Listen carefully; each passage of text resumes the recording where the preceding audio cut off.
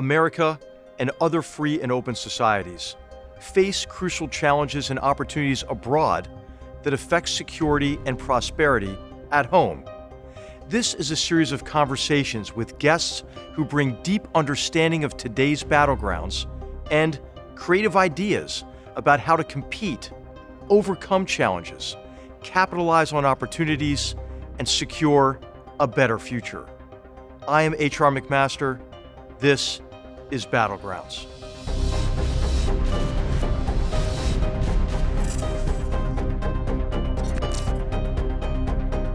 On today's episode of Battlegrounds, our focus is on Canada.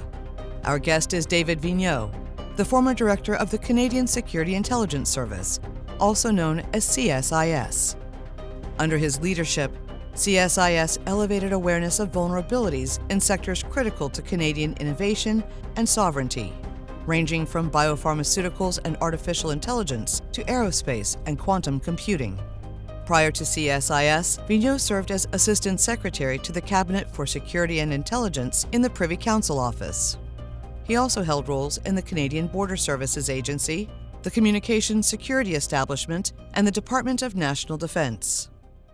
In August 2024, Vigneault joined Strider Technologies, a U.S.-based strategic intelligence firm, where he guides security strategy across public and private sector domains. Canada, the second largest country in the world by area, was inhabited for millennia by its Indigenous peoples, who developed distinct languages, cultures, and governance systems. Norse seafarers reached the eastern coast in the 10th century, and French and British explorers followed in the 16th century and competed for territory and influence. In 1608, Samuel de Champlain founded Quebec City and established alliances with Indigenous nations. After Britain's victory in the Seven Years' War in 1763, it seized control of French-Canadian holdings. In 1867, Canadian leaders passed the British North America Act, which instituted a system of political autonomy for the Dominion of Canada. Canada gained international recognition for its military contributions in both world wars and achieved full legal sovereignty by adopting its own constitution in 1982. Canada and the United States share one of the world's most extensive bilateral relationships. The two nations are bound by geography, trade, and deep security cooperation. Members of the North American Treaty Organization, the United States and Canada jointly operate the North American Aerospace Defense Command, share intelligence through the Five Eyes Alliance, and serve together in NATO. In 2024, the two nations, along with Finland, launched the Icebreaker collaboration effort as part of an increased focus on Arctic security.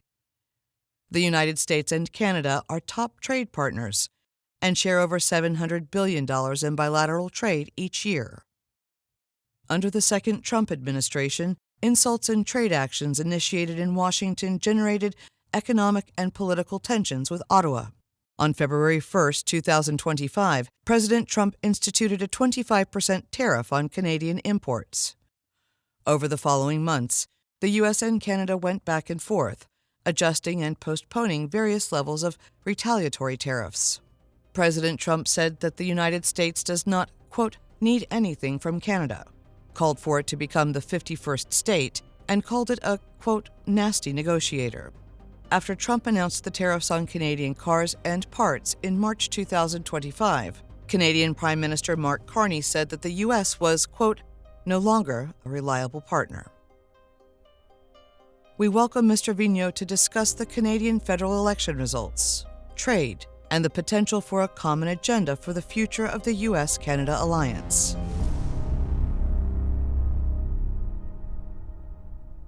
David Vigneault, welcome to Battlegrounds. Great to be with you again. And gosh, there's a lot to talk about the U.S.-Canada relationship, and I can't think of a better person to have on Battlegrounds to explain the importance of that relationship and the prospects for the future to our viewers. Thanks for joining us. Well, HR, it's a privilege. It's great to see you on the screen, and you're absolutely right. This is a momentous time, and we want to make sure that we share as much of our wisdom or the little that we have with people, because the world is in need of a bit of wisdom and grounding.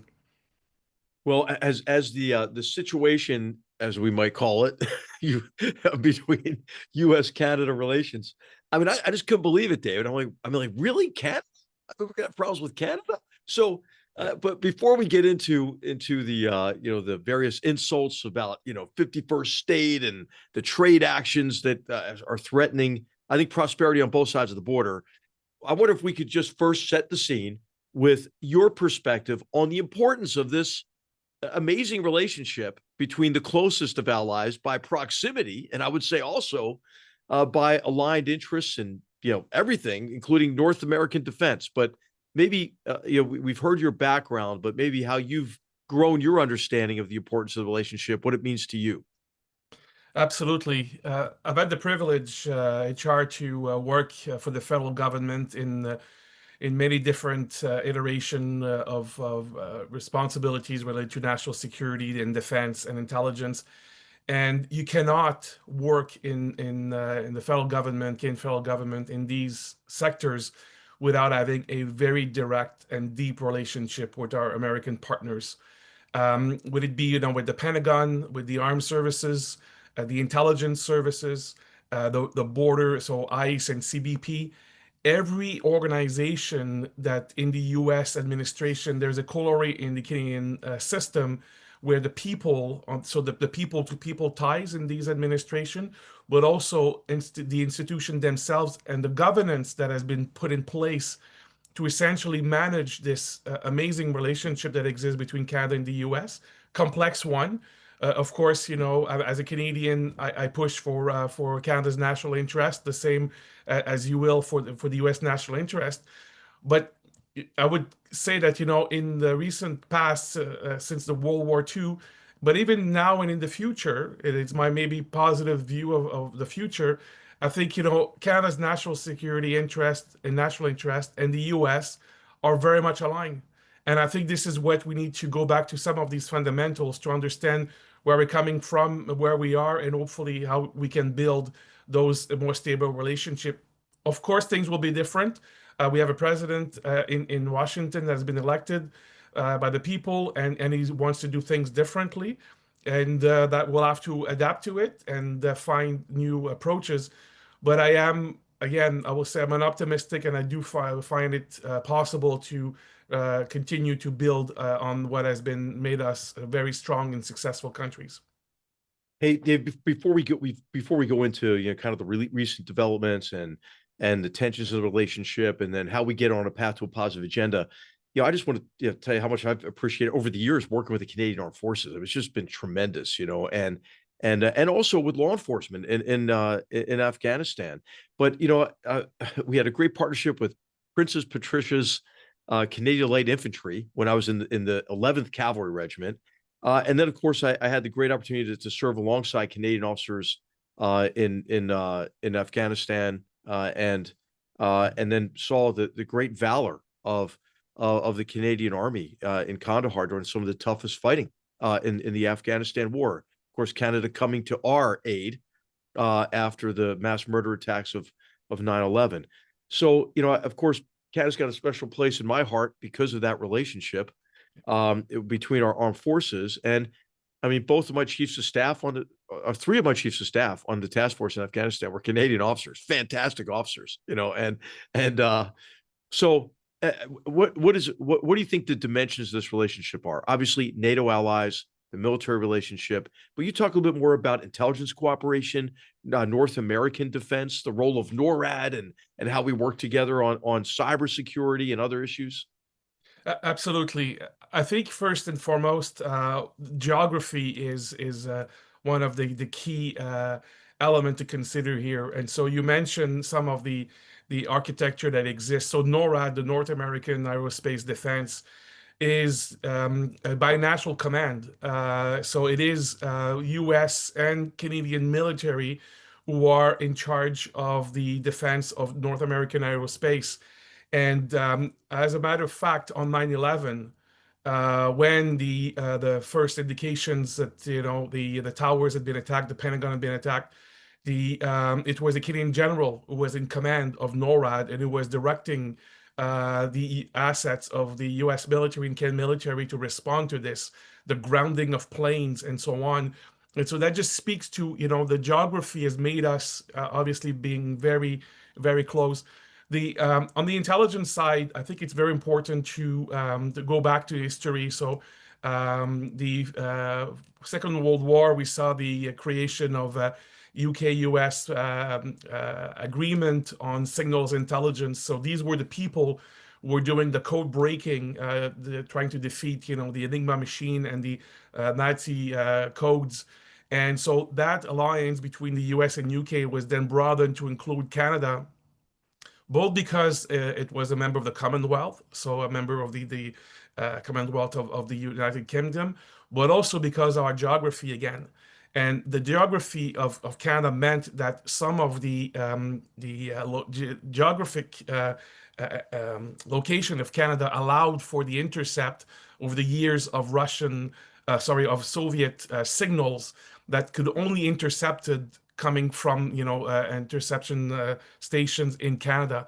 And so you've seen over time both the geography and the interest colluding, if you want, to bring the intelligence together, the intelligence apparatus together.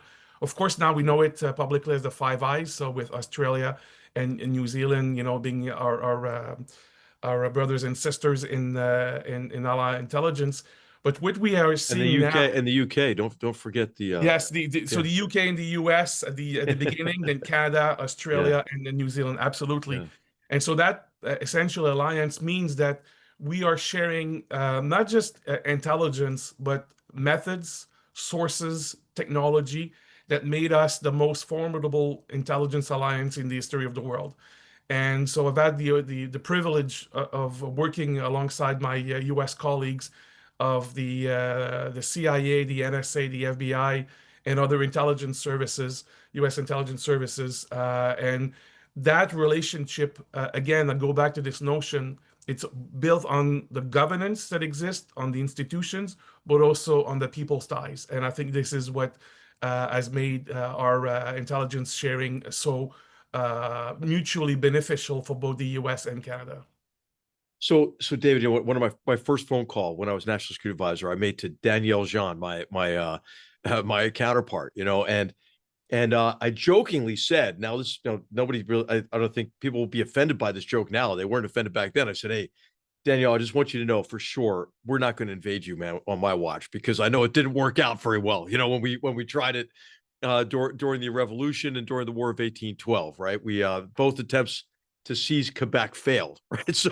So we both got to laugh about that. But recently that joke probably wouldn't elicit too many laughs because of the insults and talking about 51st state, calling your prime minister, the previous prime minister, a governor. I took it very seriously at the time because a lot of my Canadian friends were like, "What the hell's going on?" And they were really angry. Could you maybe explain from your perspective, and I know it'll be anecdotal, but how have Canadians viewed these comments by President Trump, which I just want to say, I mean, make no sense to me. Like, I don't know how this could be productive, but and I think a lot of Americans thought, well, that's kind of funny. That's President Trump. He says, outlandish things, and they got maybe laughed a little bit, but I don't think there was a lot of laughing going on in Canada. Could you explain the reaction?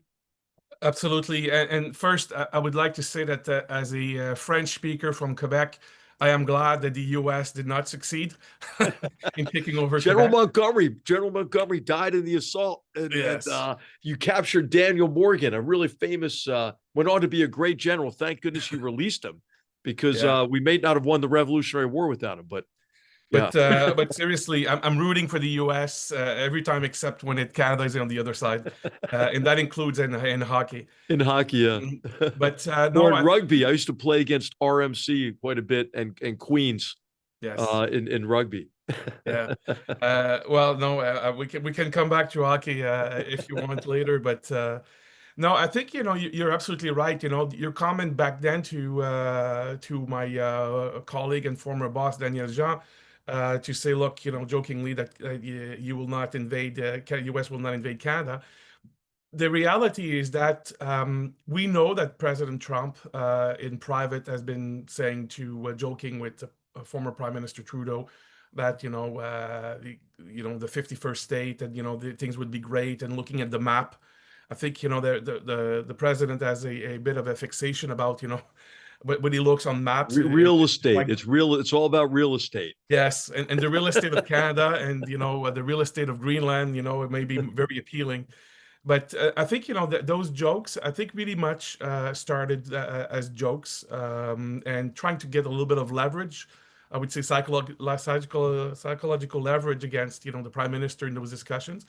But then my take is that when the president started to see that this was picking up some steam in Canada, it just doubled down on it in terms of the notion of the governor of Canada and the 51st state.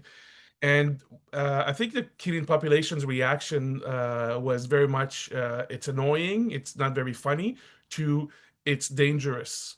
When the president is asked, would you rule out, it's fairly, you have to step back, go back, 6 months ago, and just imagine, a question being asked of a US president: would you rule out the use of military force to take over Canada?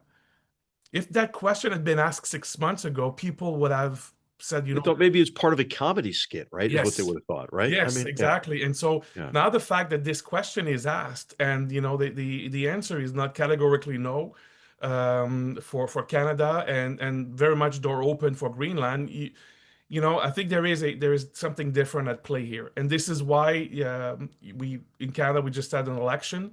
And we have a new prime minister, Mike Carney. Mr. Carney has been elected very much on the notion of Canadians trying to decide who would be the best prime minister to protect Canada's interest vis-a-vis a Trump administration. Well, and, of course, Donald Trump, I guess that's a service he provided, right, to the Liberal Party, which, of course, is again, I mean, maybe counterproductive, because it would seem like Trump's priorities were more in line, maybe, with the Conservative Party, especially maybe in the area of energy security, and some of these other items for what could have been a common agenda. But I think will be a common agenda with Prime Minister Carney. But okay, let's set aside like the insult part of this and how terrible and counterproductive it is, right? Like, what good does that do? It's not. So President Trump's disruptive, right? I've often said this. There's a lot that needs to be disrupted. But actually, sometimes he then is so disruptive that he disrupts his own agenda, And so this is what really bothers me the most is there's so much that we can work on together. The real issues, though, David, I guess, they're on his mind, because there's always something that is really genuine below the kind of, outlandish statement or whatever. And it's defense burden sharing is one of those, right? I think Canada's is investing about 1.38% equivalent of GDP in defense. And because I love the Canadian Army, I've been watching what's happened to the Canadian Army in terms of some very severe reductions in capacity, the size of the Army. And then, of course, investments in North American defense are part of that. And, President Trump wants a golden dome, man. You can't have a golden dome without Canada, right? So you see kind of the issues, but also the possibilities in defense, and responsibility sharing, I would call it, in defense. What's your view of that? How's the debate going in Canada on greater investments in national security, but in military capability? Well, I think I really like the way you frame this, Char, because I think that's the reality. People now are more responding emotionally to the threats, the words of President Trump, and as opposed to taking a step back and say there is a level of merit to what President Trump has been saying. He's been saying in his first administration, the investment in defense, as you pointed out. On the one hand, Canada has been, ready to answer, like you mentioned, Afghanistan. I remember visiting the Canadian Special Forces and Canadian, military troops in Afghanistan in June 2002. They had been there already for 6 months. They were on the ground with U.S. Special Forces and regular forces very early on. So Canada has always been there to respond. The question is capability and capacity. And that's where, the lack of investment over time as essentially, reach a very significant problem. But as you describe it, putting the emphasis on that, the disruption of President Trump, the positive aspect is Europe is also now saying, look, we need to take care of our own defense as well. The European Union is putting, setting aside, billions and billions of dollars. Number of countries, France, Germany, Sweden, they're increasing very significantly their defense budget, the UK. And the reason is that the threat is increasing, the unpredictability of the geopolitical environment, but at the same time, people are saying, yes, it's true, we cannot just count on the nuclear umbrella and the security umbrella of the US to look after our own fundamental needs, which the protecting your people, there's nothing more fundamental than the safety security of your people. So I do believe, HR, to go back to the Canadian reaction. My hope is that there will be a reaction that will be an increase in defense budgets, an increase in what I think we'll call strategic autonomy. So the Canadian government will talk more and more about we need to be more autonomous. But my hope, and I think this is why the work what you and I are discussing now is important, is let's not define strategic autonomy by saying we need to decouple, because Canada will never be as successful without a very, very strong relationship with the US. The parameters under which that relationship, both in defense, national security, intelligence, but also trade, moves forward is going to be very important. And this is why we need to have the right people at the table. But I really hope, and I do have, I'm optimistic that we will be able to calm the rhetoric and look at the substantive issues and essentially rebuild that relationship on a different footing that will be beneficial for the US and absolutely beneficial for Canada today and tomorrow.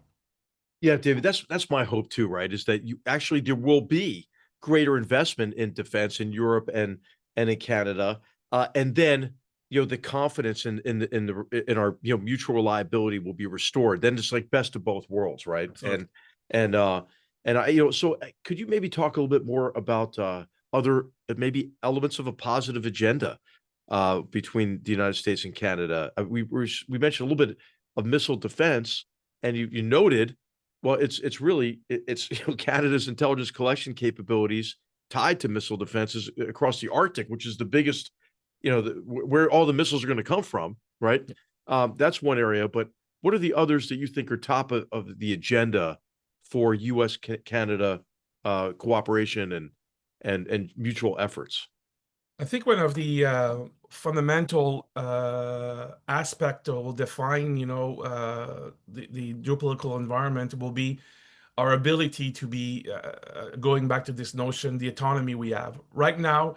The relationship that exists between China and the rest of the world, and especially China and the US, is creating a very complex environment for everyone.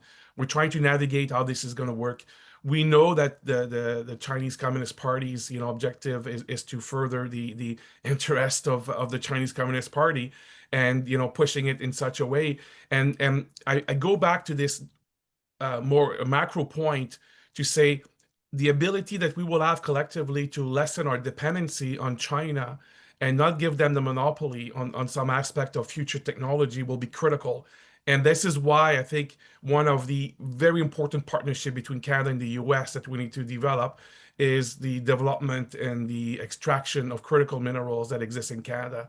We have in Canada, again, our geography has made us extremely rich in those some rare earth minerals and some critical minerals.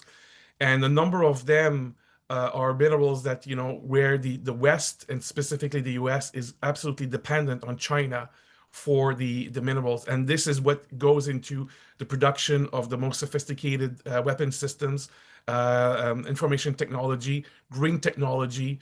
And so if we are not finding a way to lessen our dependency and therefore the manipulation that the PRC can do with those critical minerals, we will continue to be hostage. And that's why I think there is that great partnership that can exist. But the flip side of that, HR, is that Canadians will want to invest more, will want to take some more risk to develop those critical minerals.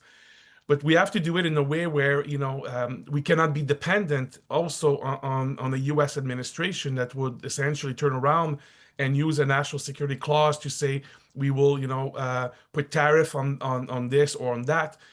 I go back a few years ago when first administration of President Trump, it was mind-boggling, but also insulting when the president used a national security exemption on trade to put tariff on Canadian aluminum. This is Article 232 of the trade law that President Trump invoked for steel and aluminum tariffs, which I was able to prevent until I left as national security advisor with others. And you know what? I used to say to President Trump, hey, Mr. President, if we shoot all of our allies to get to China, China wins, Absolutely. And so, yeah, I think this is a really important point for our viewers, David, is that, this is a connection between trade and national security, because to work together effectively in national security, you have to have confidence, right? That if you make those investments in supply chain resilience, that those investments won't be for nothing, because then there'll be restrictions placed on exports to the United States of those minerals.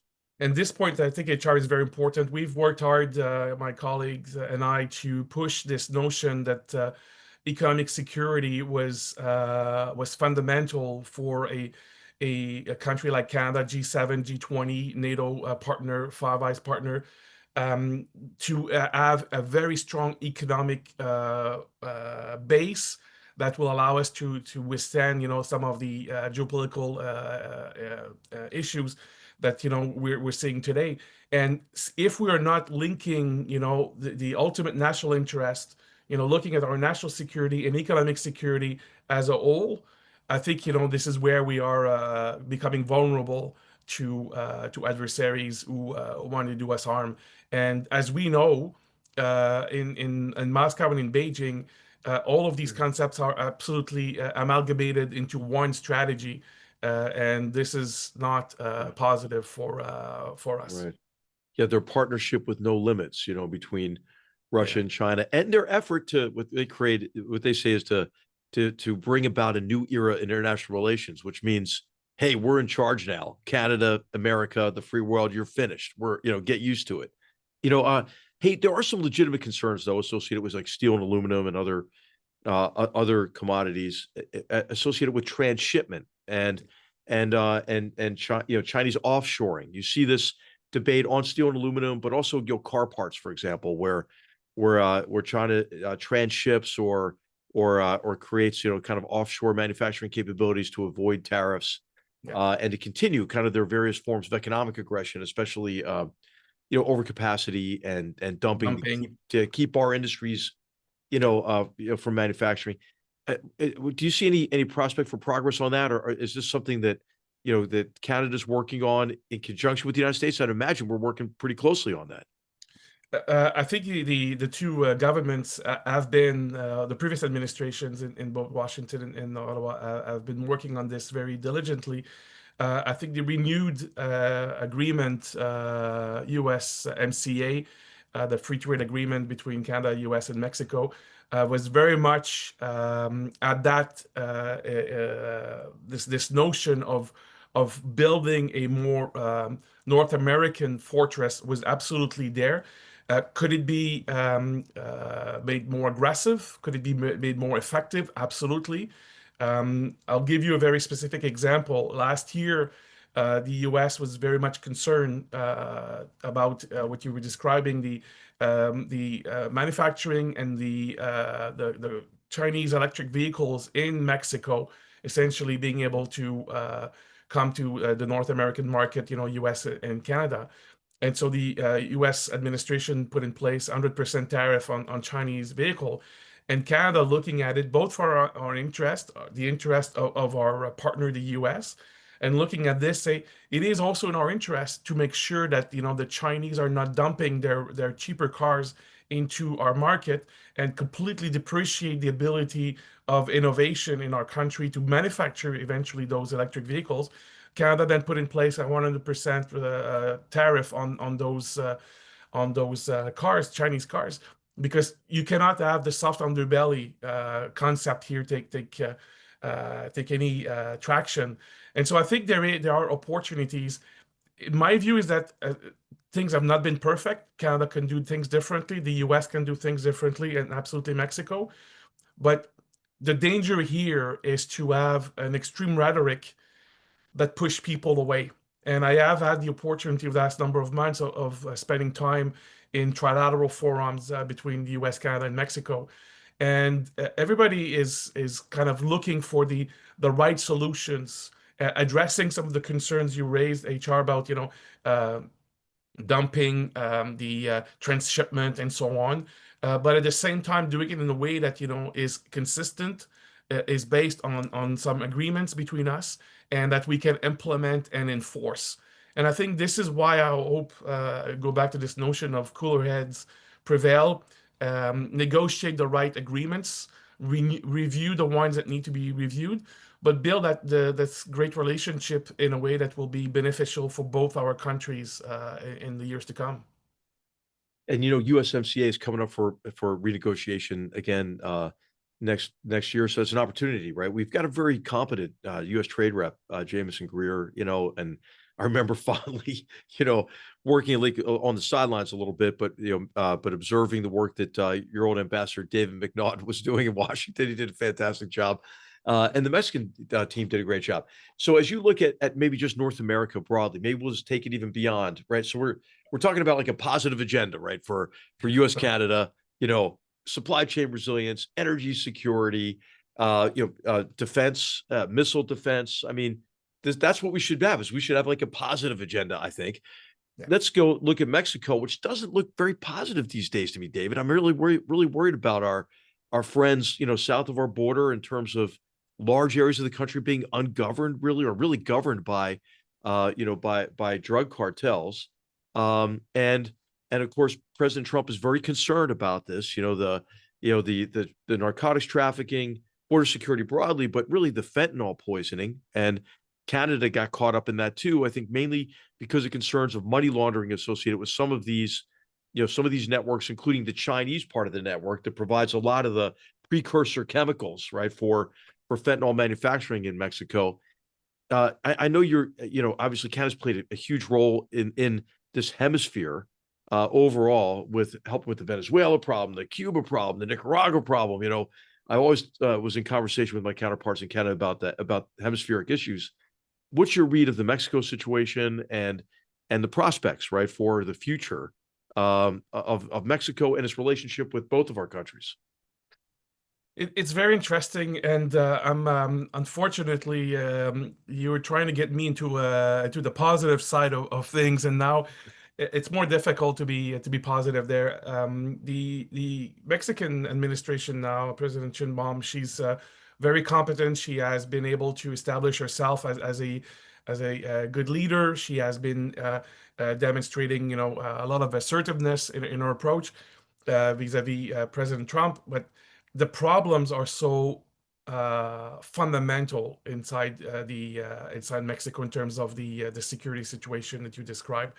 There's so many people who are benefiting from the situation that to make changes, fundamental changes to the security situation. There are experts that I've talked to that have some views, but I just don't see a very fundamental change, positive change in that relationship. So my perspective will be more: how can we contain the most nefarious aspect of the ungoverned areas and the ascendancy of the narco traffickers, in terms of the Mexican society and their negative impact on our own society. Concrete example of that is, Canada had imposed many years ago a visa on Mexican visitors, and very, very strong negative reaction in Mexico. And we try to work with them to essentially find a solution, so that, because what was happening is people will come to Canada and claim asylum in Canada, or use that to go down to the US and then become illegal immigrants into the US. And so that it was just unacceptable. And so I think this is one example of how the migration problem has to be curtailed, in how Canada and the US working from that point of view. The fentanyl, I'm glad you mentioned this. There is a perception that the fentanyl has been, just being used as an excuse by President Trump to talk about tariffs. Personally, I think it's true to a large extent that it was an excuse where you can invoke national security to say that. But on the flip side of that, we have Canadian who are dying on the streets every day of fentanyl. We have precursors who are coming from China, who are then assembled in labs in Canada. But not at the scale, remotely at the scale of the problem that in Mexico. And I think this is why I go back to this notion: what is in our own national interest? Our national interest in Canada, in my view, is to make sure we curtail as much as we can the precursor arrival from China, that we are working, hopefully, some bilateral approaches with the Chinese government, but I will not hold my breath on this one. Yeah. And that we work very collaboratively with the US agencies and Mexican agencies to try to reduce the amount of flow of the drug.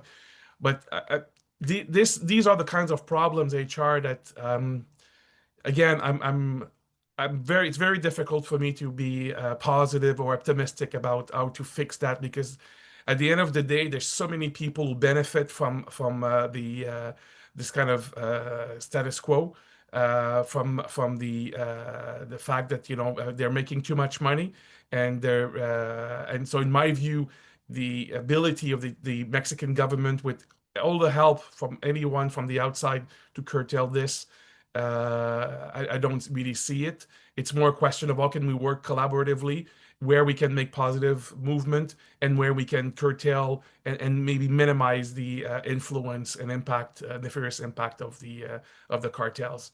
But I don't know, maybe you've worked very, very closely, HR, with them, so maybe you have ways or reason to be more optimistic. Well, no, obviously it's a constant battle, right? And you see now, how trafficking organizations will, whenever you try to interdict some way, they'll try to find another way around. But I think, Dave, one of the big areas is following the money, which I know you've done across your career, with jihadist terrorist organizations and with these organized crime networks. And I think that's one area we could all work on, is kind of interdicting and following the money. But how about other aspects of the relationship that you think we ought to prioritize in terms of, North American security or U.S.-Canada security? I'm thinking about, we've listed a bunch of these: supply chain resilience, defense, missile defense, counter narcotics trafficking, and going after organized crime networks. One of the big areas is on my mind too is energy security, right? I mean, we know energy demand is going through the roof, associated with, if we want to reinvigorate manufacturing, that's big energy demand. If we want to really maintain the edge in artificial intelligence and compute power, that's a big demand. And the trend for U.S. Canada working together, this has not been good, right? We canceled the Canadian pipeline when we greenlighted Nord Stream 2, which never made sense to me. Yeah. And then in Canada and the U.S., we've had this kind of, I don't know, I would call it climate ideology rather than climate pragmatism, that has driven a lot of decisions. What do you see as the aspects for kind of an emphasis on energy security and a joint U.S.-Canada agenda on that? I'm glad you raise energy security, because I think this is one of the area that in the last number of months in Canada, there's been a fairly significant shift.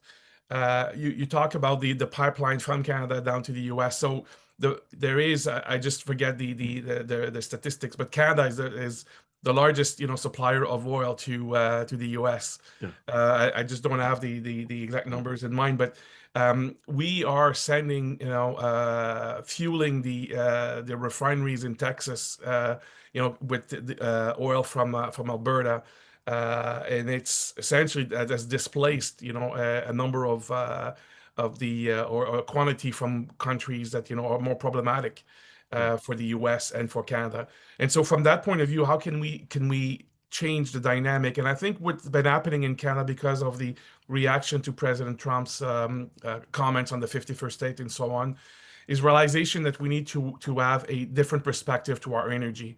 So Prime Minister Carney was, recently, before he joined, he became a politician in Canada, was special envoy of the UN for energy transition and decarbonization, and so he knows a lot about he was the banker of the Bank of Canada and the Bank of England managed a number of very, very significant crises, Brexit and the 2008 crisis. So knows intrinsically the economics of how the energy works, but also the impact of climate change and so on. But what we saw in Canada the last number of weeks during the campaign was that pragmatism that you just talked about, to say, look, of course we need to find a way to reduce the impact of carbon in our society, but we need to do it in a way that will make sense. The demand is still going to be there for at least under 2020, 2030, 2032. And so we're going to see that increase in demand. So having a country like Canada with lots of reserves to be able to extract it, do carbon sequestration, minimize the footprint of that, but make the energy available. The key question for us in Canada, HR, will be, where do we want to send that energy? Because now there's such a dependency on Canada sending its energy to the US, that there's very much a need and a demand for diversification. And so where would that oil go? Where would the natural gas eventually go as well? And so I think these are the key questions. If there is social acceptance in Canada to develop more of the infrastructure to extract and transport that energy to other markets, how do we work to maintain Canada's strategic autonomy, but at the same time do it in a way that, with our neighbor in the US, we can do it be a win-win situation. But I think this is where the debate has shifted in Canada, and I have hope that we can see through the renegotiation of USMCA and the discussions on tariffs, to have an ability to bring these concepts of strategic autonomy for Canada, develop more of our energy capacity to be the world leader that we can be, and we should be, probably in the geopolitical context that we're in, but do it in collaboration with the US. And so I think this is the big challenge we have in front of us. But I am more optimistic there than I am on the previous question you asked about. Yeah. Well, I'm glad to hear it. And, again, another positive agenda, right? What if we worked with other of our strategic partners and allies and had a tax on dirty natural gas, for example, right? And then could be part of the solution for providing, cleaner natural gas, with fewer emissions associated with, with extraction and transport and so forth. Absolutely. And the kind of LNG compression and regasification facilities that you would need, and investment and all that, to make the energy architecture for the world more secure, and less dependent on autocratic regimes.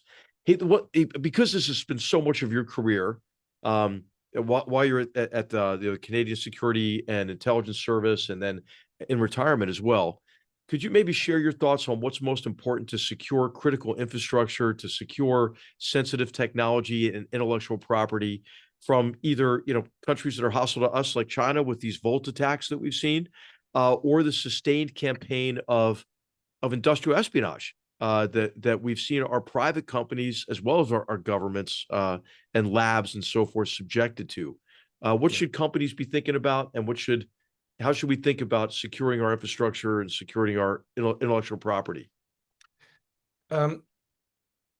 HR, when I became director of CSIS, I was kind of the Wile E. Coyote, that catches the road runner. He says, what do you do now that you've caught it?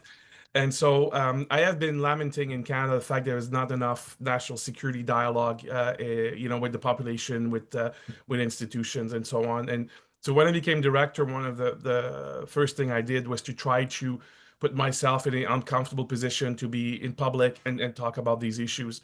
And so I have my first speech was not in a think tank to talk about national security geopolitical issues, was to the Economic Club of Canada, to essentially talking to them about economic prosperity and economic security. And that's exactly the kind of the issues that you just laid out in your question, is what I was concerned with, what my colleagues and I were concerned with. Economic espionage at scale by China. The fact that, the new technologies that would be making, a country like Canada prosperous and secure would require very, very deep innovation, and that needed to be protected.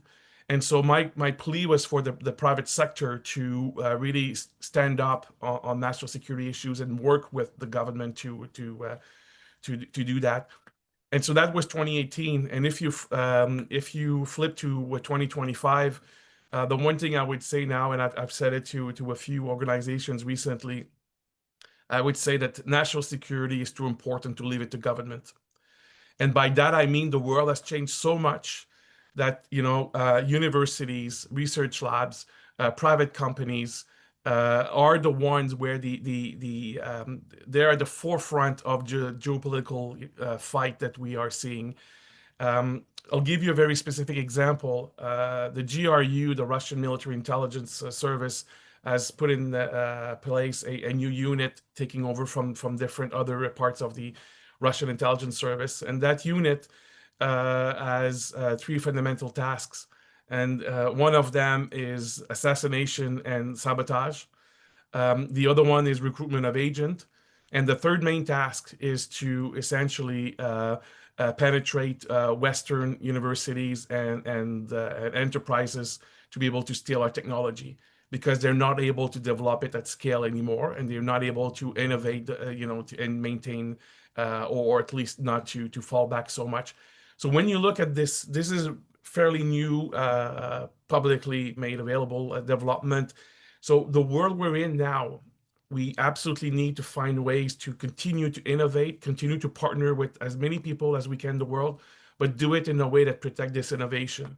And I think that the private sector is very, very much at the forefront of this new geopolitical environment, and that's why I think there are solutions that also will need to come from the private sector.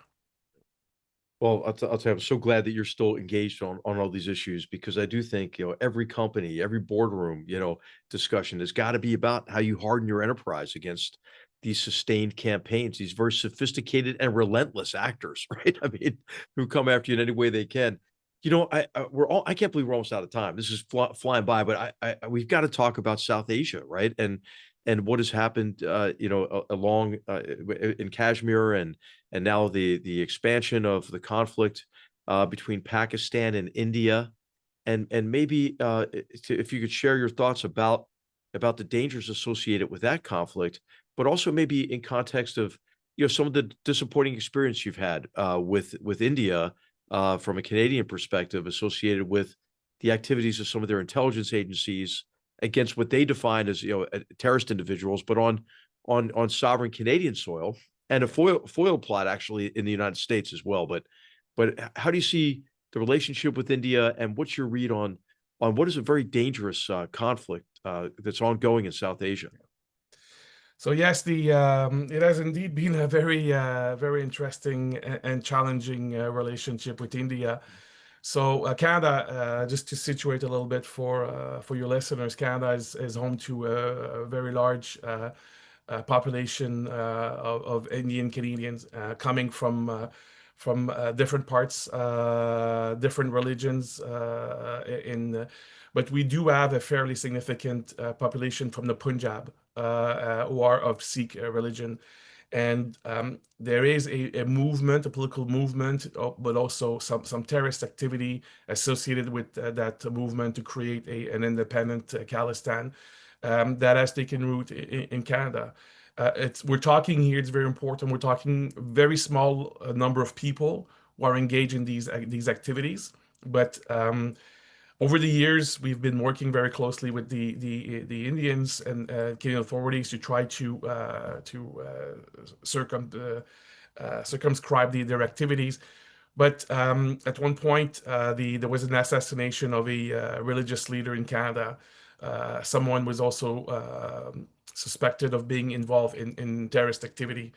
And after some analysis, some intelligence gathering, I had a very interesting, put mildly, meeting with the Prime Minister when I briefed him on our conclusion that it was our assessment that the Indian Intelligence Service was behind the assassination of that Canadian on Canadian soil, and that it was in and of itself was outrageous.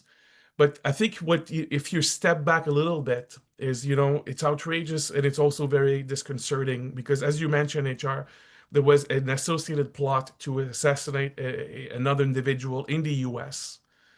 And so if that plot had been successful, you can imagine the reaction, the bilateral actions between India and the US. But this is taking place at a moment where India, the most populous nation in the world, the economy is growing, is developing, very innovative. We are looking, all of us are looking at a democratic nation that could be, a bulwark against the Chinese, Communist parties, expansionist views in the region. So we want to work with them. We want an India that's successful and is a reliable partner. So that's why it was very disconcerting for Canada, and I would say for me personally to see that happen. But if you step back a little bit from this, what I think, we what is interesting is this was a very significant thing for India to engage in political assassination on the sovereign territory of a country like Canada. It's been reported that they've been engaged in some of these activities in their near abroad, but the fact that they said they thought they could get away with it in Canada or in the US means that they saw that that norm being essentially not important anymore. And I just want to focus on the international norms a little bit, because if you go back in the last few years, we had the Russian invasion of Crimea and then Ukraine, completely obliterating the norm of non-intervention in sovereign state, by a land war in Europe in the 21st century.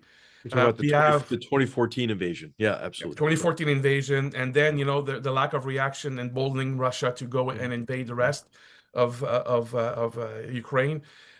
We had something that I know, having read your book, you were personally very much involved with, is the use of chemical weapons by Bashar al-Assad against his own people.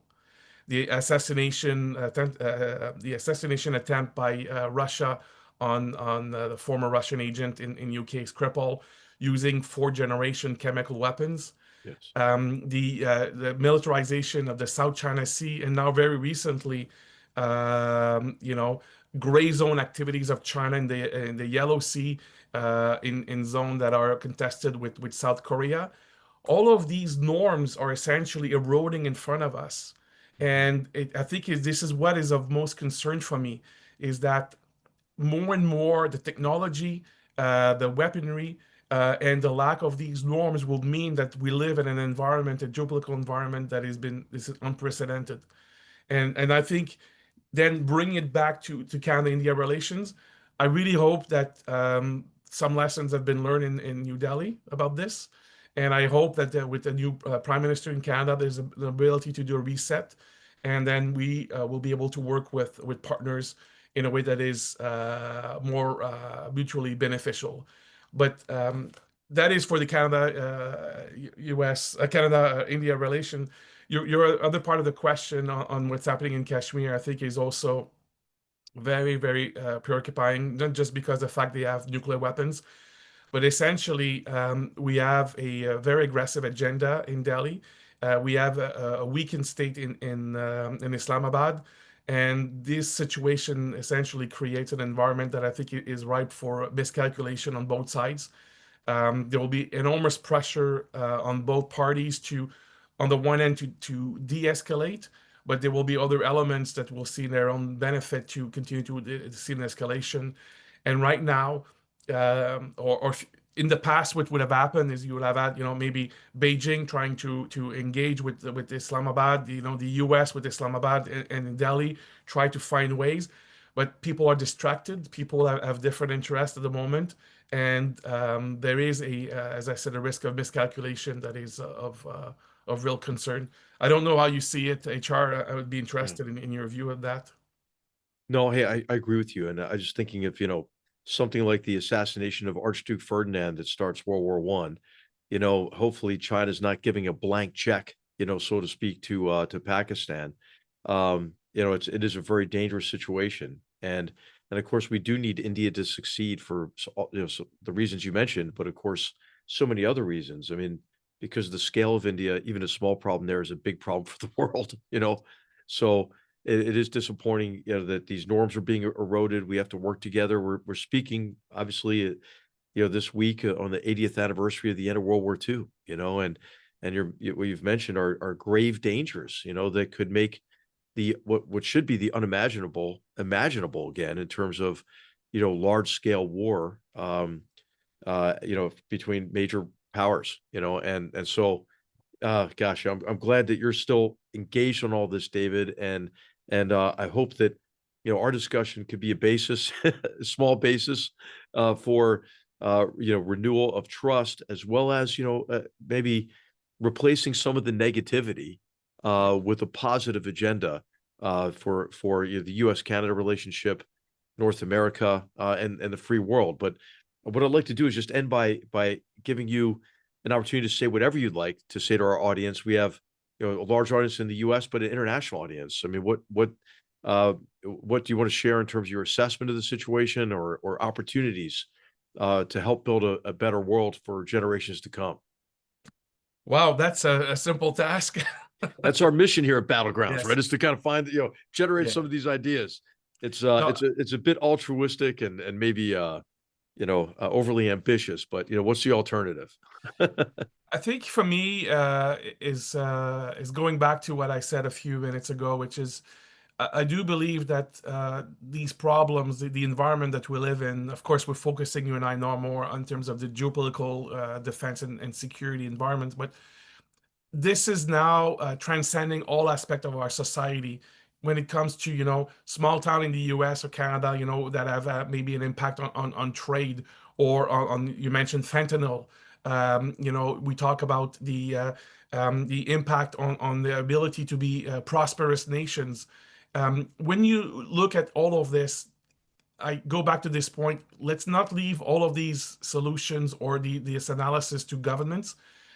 Let's have an engagement. That's why I applaud you to do this type of work. You've spent a career in public service. Now you do another form of public service by bringing some light to these very important issues. But I do believe that other elements of civil society need to engage in these discussions. I have done some work with Sweden recently, and they have a very interesting concept, of social resiliency. They have a minister responsible for resilience in their country that goes from protection. This is Carl Oscar, Yes. a mutual friend who Yeah. will soon be a guest on Battlegrounds. So thanks for the plug. That was not arranged in advance, but serendipity. Here we go. Yeah. But I think these are the kinds of elements where you say the world has changed, and we need to change accordingly. And I would like to think that people in the rest of civil society, in the businesses, in universities, you are part of a great institution at Stanford, where you have a lot of talent. I want to have people thinking about these big problems, be part of finding the solutions, and enable and embolden our governments to take some very, very challenging and difficult decisions for time to come. And so now it's easier for me that I've left the public service, to say these kinds of things. But let's hope that we can also be part of the solution, because we owe it to ourselves and to the next generation. Well, hey, I can't think of a better note to end on. And I think anybody who's watching Battlegrounds is predisposed to take your advice, right? And to get involved. And I do think our democracies are resilient. These authoritarian regimes, they look strong from the outside, but they're actually quite brittle. Yeah. But David, thank you for joining us. I can't think of anybody better than David Vigneault to help us understand Battlegrounds, important to our future and for generations to come. On behalf of the Hoover Institution, I'm really grateful that you made the time to have this discussion. Thank you. Thank you so much, HR, and thank you for a great service in the past and now and in the future. Thanks, David. Thank you. Merci. Battlegrounds is a production of the Hoover Institution, where we generate and promote ideas advancing freedom. For more information about our work, to hear more of our podcasts, or view our video content, please visit hoover.org.